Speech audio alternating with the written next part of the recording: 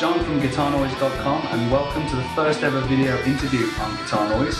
And to mark this special occasion, I'm joined by the exceptionally talented Mr. Rick Graham, who's going to be talking to me about his new album, Inside Out.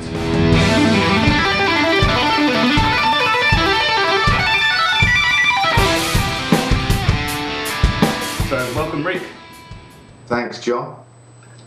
Bit of a time difference here, but we've managed to work out a time where we can actually have a bit of a chat. Yeah, it's cool. It's managed to work out. Yeah. I've just about woken up, so that's cool. Last time we did an interview, didn't we, for Guitar Noise a while ago? Yeah. And the last time I spoke to you, you were playing the champagne-coloured JS. Was it JS 2000? Is that the one in the background there? There it is. Yeah, this is the fella. I've still got it here. I was going to say, I wondered if you still had it. Yeah, I think I'm going to be hanging on to this for a while. It's just one of those guitars that, you know, really work with my kind of style, and yeah, I think that will be staying with me for quite a while, that one. So that's still one of your main guitars, even though you've got the Sir? Yeah, it is. I mean, I play the Sir, you know, I would say 95% of the time, but every now and again, you know, the Ibanez is there, I just pick it up. Yeah. And it's great. It feels different, so I end up playing slightly differently, you know. Yeah. And so, you know, it's cool for getting new ideas out. You know, just having a guitar inspires you in a slightly different way, you know. Yeah, right. But the Sir is the main guitar. It's made me want to get another Sir myself. Really? Yeah. Which model have you got, John? I've got the S4. So it's like a super Strat style, really, just a Strat with the humbucker in it. Yeah. But now I want a modern like yours, go with that kind of style. I love it. I'm very happy with the finish I went for. It took a while for me to decide on the actual finish. Yeah. You know, I went through so many different finishes, thinking, what do I want? I wasn't really up for you know, a quilt or flame top. Maybe that's in the future, but it's not something that really appeals to me that much at the moment. Mm-hmm. So the finish I actually went for was the root beer drip, and I'm so pleased that I went with it. It's, you know, when you get a close-up of it, you really see how intricate it is. It's kind of like mini designs in just little sections of it. It's fantastic. I wondered how they did it. I've seen it on the website, obviously, but I wasn't sure how they actually accomplished that finish. I don't know if you can see it up close here. Yeah. Yeah, wow. It's... You know, you can get sort of, there's a lot of gold in it when you actually look up close. Yeah, right. And I like gold, so... So it's a unique kind of finish every time for... That's it. For me, I wanted something that is totally unique and that, you know, not a lot of other guys have gone for, you know. Yeah. But it had to kind of suit me, you know. Yeah. So it was a bit of a gamble, and I wasn't sure whether it would come together or not. But it's, you know, a lot of people have commented on how it really suits me and how nice it looks. So yeah, right. You know, it's obviously working. And have you still got the gold top flaxwood? Yeah, I've still got that. Occasionally that sort of makes an appearance. But the main two guitars I've got out at the moment just to hand are the Ibanez and the Sir. But the flaxwood is still a fantastic guitar. Yeah, right. But I don't play it as much as the other two at the moment. Yeah. So, the new album, Inside Out, is due out very soon, isn't it? Yeah, 1st of June it'll be out. I should be receiving the shipment of copies tomorrow morning. So once the website's all finished and ready, that'll go live for June the 1st, and it'll be available to buy. So exciting sort of time for me at the moment. I bet, yeah. With the release of the album. It'll be interesting to see how people respond to it, you know.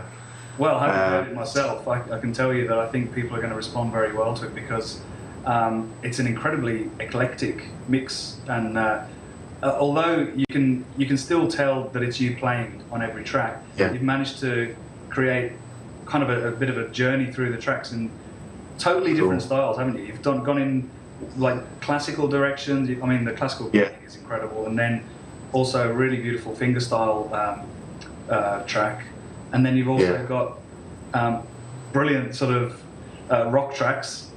I mean, there's a bit of everything, really. There is. I think this.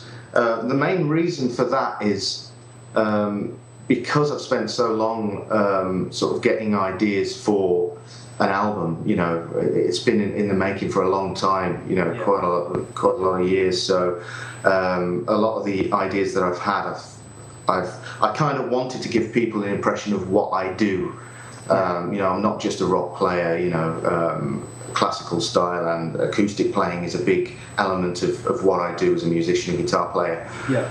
But for this first album, you know, I wanted to make sure that people knew where I was coming from, in that I'm not just, you know, a rock player. Although, you know, those are my roots, you know, and I'd never sort of go back on that, because that's where I started, and that's, you know, essentially what I am. But I'm not only that, and hopefully people will, you know, when they listen to the album, they'll above all like the music and realise that there's a lot more to me than just, you know, shreddy licks, you know. Yeah, sure. I mean, to go from something like Freefall, which was, I heard first when you did a lesson for InfiniteGuitar.com, and I was reviewing the site you teach on. Yeah. And Sean gave me access to see all the sort of videos. And I remember watching that and thinking, just mind-blowing tapping kind of exercise thing. But it was much more than an exercise. So I was glad to hear that you actually put that on the album, because it's incredible. Yeah. Well, the album is based around sort of the experiences I've had over roughly sort of the past 10 years or so. Yeah. And a lot of the time I write tunes based on those experiences. So in the main, they're not just tunes that I've just written and I think, oh, that'll do. You know, they have a meaning in my life. They've affected me in some way. Free Fall is a track that I wrote about a guy called Joseph Kittinger, who's an American. He was an American pilot in the American Air Force, and he broke a world record of. He actually went up in a helium-filled balloon up to 102,800 feet, just so that they could test the effects of what that would do. And when he got up there, he actually jumped out. That was 1960, and nobody has ever beaten that record. And when I came across that, it was actually in the sort of late 90s when I watched a TV program about the planets, and that was a feature of it. And I was just blown away by it. I just couldn't believe that a human being could actually do that, you know. So, you know, out of pure respect for the guy, I just thought, man, it'd be cool to try and create some music that depicted sort of him jumping out of this balloon from that height, you know.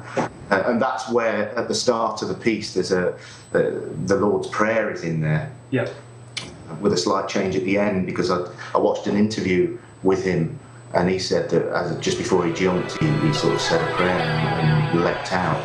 So within that piece, that's exactly why the Lord's Prayer is in there, and then you get the heartbeats and everything, and then the arpeggios are, you know, flying through the atmosphere, you know. So.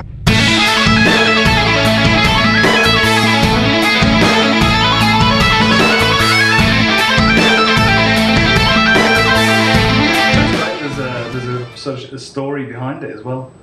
That's interesting. Yeah, that's what I've tried to do with these tunes. Is like I said before, you know, there's always a reason why I've written something. I mean, it's not always the case, but a lot of the time, you know, it's to do with things that have affected me, and you know that's how I work as a musician. You know, if something affects me, I tend to channel it out again through music. Yeah. And that actually, the two pieces together, Edge of the Earth and Free Fall on the album. Edge of the Earth is just a tune that I wrote based on, you know, maybe what it feels like to be up there, and then that's followed by him actually jumping out of the the helium-filled balloon. So Okay. hopefully people know what's behind the music. It'll give them a bit more of an appreciation of where I'm coming from with it. So, Yeah, well, there's a lot of emotion in your playing as well. There's a ballad called "Just a Dream." Is that correct? Yeah. And the intro on that is really beautiful. Kind of almost like it's got that kind of Andy Timmons tone to it with the sort of slightly overdriven single coil sound. But I suppose it's the humbuckers on one of your. It is actually the humbuckers on that. But it actually sounds like it's clean enough to be single coils, doesn't it? With that. Yeah, it does. It's got that sound that I was really looking for, and I was quite surprised with how the tone came out. I was pretty pleased with the actual sound of that particular part. Yeah. Strangely enough, that's just the pod straight through. Really? Yeah, I was pretty pleased with that tone, and I was sort of experimenting with different mic positions and stuff, and I recorded that as a sort of a scratch part. And I thought, hang on, this actually sounds pretty good. So, if it works, just go with it. Absolutely, yeah. And then it goes into a lovely kind of thick overdrive, doesn't it? After that, with the more distorted tone. And is that all using the same guitar? And yeah, that's the same guitar, but I used the Sir Sheba Drive pedal. Oh yeah. And mic'd up the amp for that. I think it really captures the sound of that breaking up sound that I really wanted, so that the chords were clear. Yeah. But it also had that grit and dirt to it, but not too overdriven. So again, I was quite pleased with that sound. But I also added the pod in there with the Sheba Drive, and I think that just gave a bit more of a brightness to the sound. Okay. Yeah. So that seemed to work pretty well. Yeah, it sounds great. So which amp were you using with the? Did you use multiple amps for the recording? No, I just used this fella here. I don't know if you can see. Oh, yeah. And that's the Switchblade. Although I've only recently acquired the Cornford 4x12. Right. Okay. But for the recording, I used a Marshall 1960A cab. Yeah. And I think it came out pretty good on the recording. And it was just mic'd up with a I think it was an NT1A I used, because I've been experimenting a bit just with an SM57 and the Rode, but the Rode's worked great, so I ended up sticking with that. Right. So, but yeah, in terms of that tune, there is a story behind that one as well. There's always a story behind the tunes. Basically, where I got that idea from was, I don't know if you've had this when you were a young kid, when you watch a program or whatever, and there's a girl on there that you just you fall for, as a kid, and you sort of you dream about those girls and being with them and being in love and all that.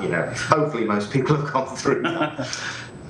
Anyway, there was an actress in a soap that I was in love with as a kid. But as I got older, I found out that she'd committed suicide, which was really tragic, Yeah. So when I found out about that, I wrote this little section to it and just put it to one side. It was only recently that I sort of went back to it and then read up a little bit more about her life and realised how tragic her life was, and it could have gone one of two ways. Either she could have gone on to be successful, or she just gave up, and essentially she just gave up. So this tune is really dedicated to her, because I was pretty sad when I found out what happened to her, but hopefully again when people listen to it, they'll feel that what I was feeling when I was recording it and writing it, so hopefully that comes across. But there's a lot of positivity in there as well. I don't want people to see it as a negative thing. Yeah. It's about expressing an emotion at the end of the day.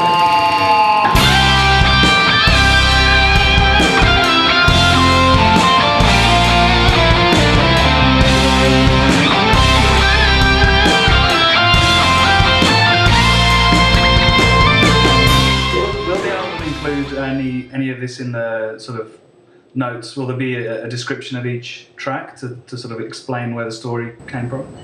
Well, I had toyed with that idea, but in the end, I mean, it's really important. I mean, when I was at music school, we had these kind of discussions the whole time. You know, should people know exactly, you know, what the composer meant behind writing a piece of music?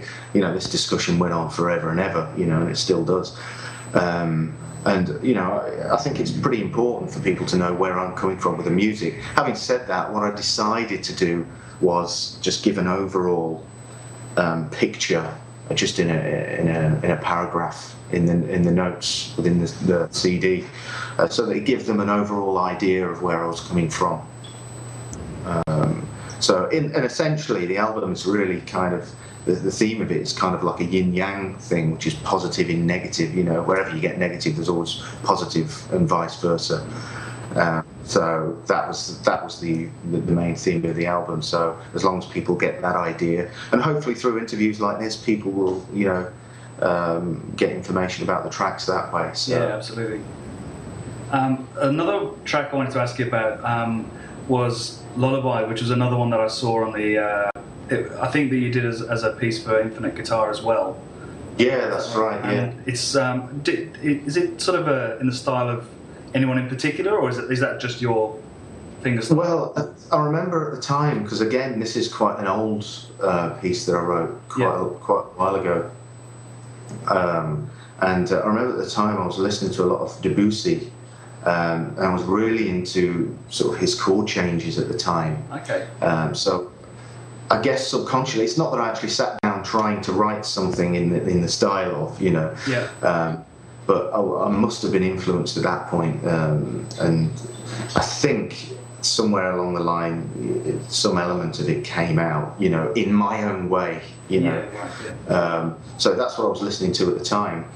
But actually, it came about because my girlfriend say, because I always just sit and mess around, you know, in front of the TV and so on, as I'm sure most players do. And she said, just play something to send me to sleep. So I ended up just messing around, and the ideas came out, you know. Wow. And I had the majority of the piece, but for the album, I did a bit of changing around and stuff, because it was originally a lot longer, but I decided to trim it down and kept it, you know, relatively short, but hopefully with more of an impact.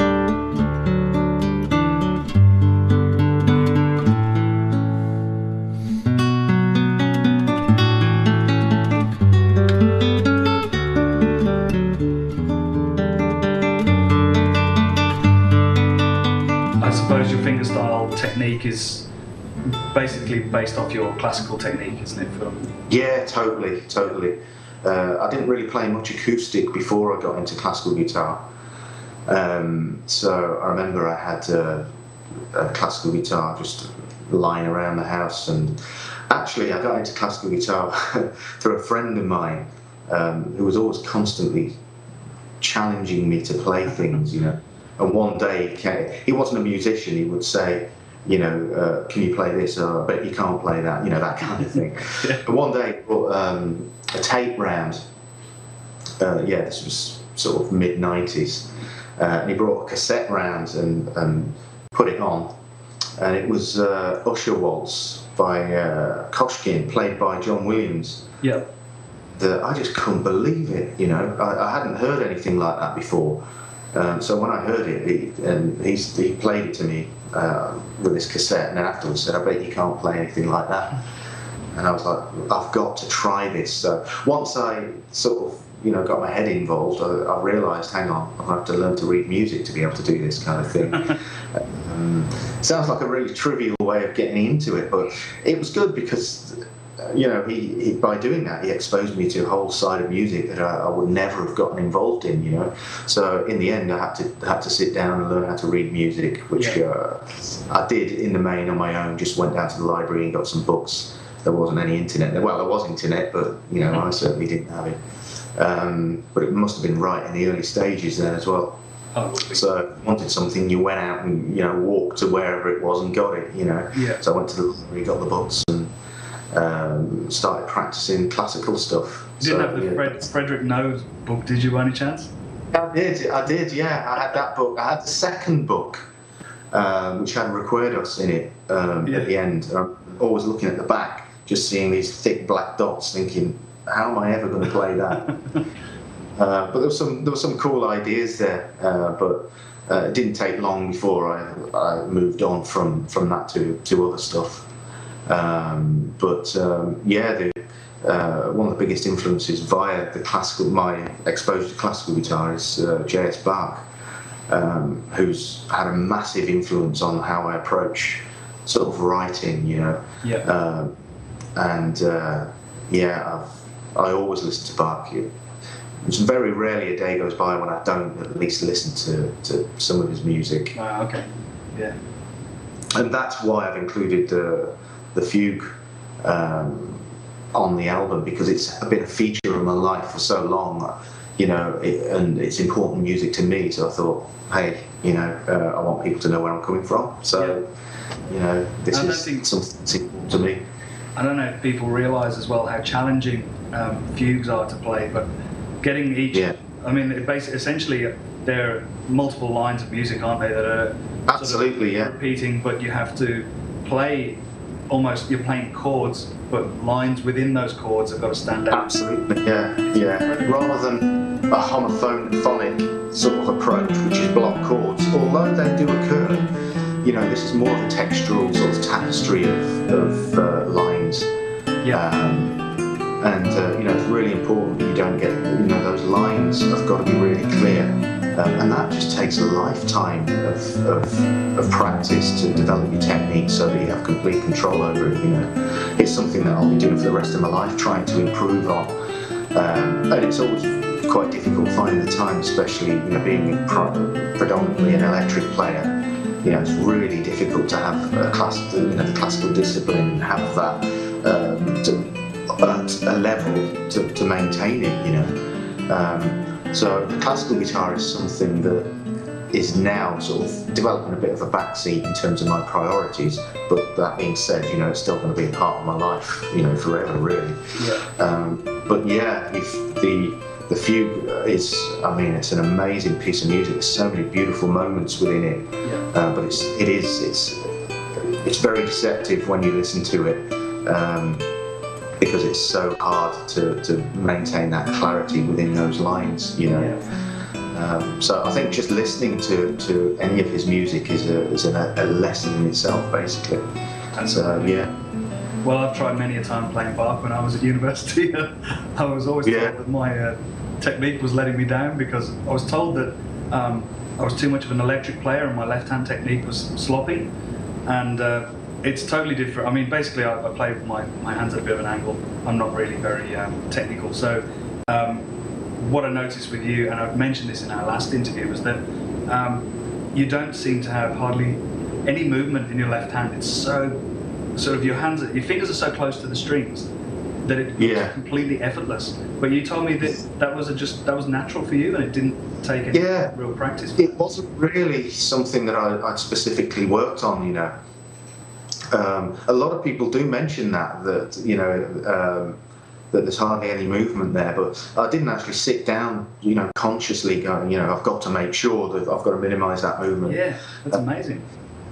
Oh, thanks, man. But it's just totally by accident, you know. It's not through, you know, hard work or anything like that. I mean, there's obviously work involved in it, but what I'm saying is that I didn't particularly focus on that. It's just a byproduct of kind of the way I practiced, I guess. But yeah, a lot of people do ask me about that. I mean, because of that, I did look into. I remember watching a classical guitar video, Scott Tennant, I think it was, Humping Nylon, which is a great video. If you're into sort of, if you're a classical player, I mean, it's not just for classical players. Electric players can get a lot out of it anyway if you're open-minded enough. Yeah. And there was a technique within that where you can really minimise the effort you use to play the notes. And when I saw that, I was like, wow, that's a fantastic exercise. So later on, I started to experiment with it a little bit more, but it was only because people have pointed it out to me, So I began to look into it a little bit afterwards, but it's never been something that I've specifically gone, right, I have to practice this, It's just kind of happened. Oh, okay. Well, that's great. I wish I could do that. My little finger sticks out like I'm sipping on a cup of tea, like an English gentleman or something. Hey, at the end of the day, what I've learned throughout the years of playing is that if it gets the job done, it makes no difference how you approach it.